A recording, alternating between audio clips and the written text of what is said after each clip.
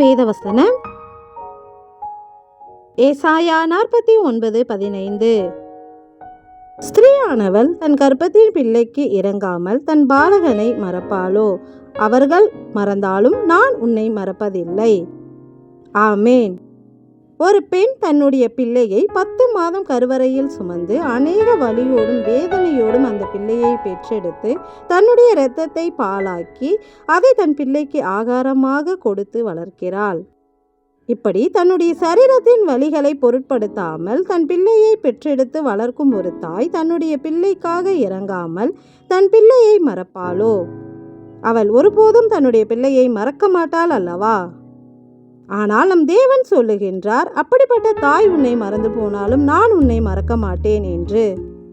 ஏனெனில் ஒரு தாய் தன்னுடைய பிரசவ வேதனைகளிலும் வலிகளிலும் தன் பிள்ளையை பெற்றெடுக்கின்றாள். ஆனால் நம் கர்த்தராகிய கிறிஸ்துவோ கல்வாரி மலையில் சிலுவையில் தன் ஜீவனை கொடுத்து நம்மை தன்னுடைய சொந்த பிள்ளைகளாக மாற்றினார்.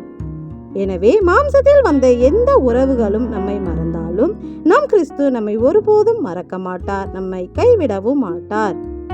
இன்றும் நம்மில் பலர் பெற்றவர்களால் கைவிடப்பட்ட பிள்ளைகளாகவும் பிள்ளைகளால் கைவிடப்பட்ட பெற்றோர்களாகவும் உறவினர்களால் கைவிடப்பட்டவர்களாகவும் இருக்கலாம். ஆனால் நம் தேவன் சொல்லுகின்றார், யார் உங்களை கைவிட்டாலும் யார் உங்களை மறந்து போனாலும் நான் உங்களை மறப்பதில்லை என்று. எங்கள் உறவுகள் எங்களை கைவிட்டாலும் எங்களை கைவிடாமலும் மறவாமலும் இருந்து எங்களை சேர்த்து கொள்ளும் எங்கள் நல்ல தேவனே, உமக்கு நன்றி செலுத்துகின்றோம்.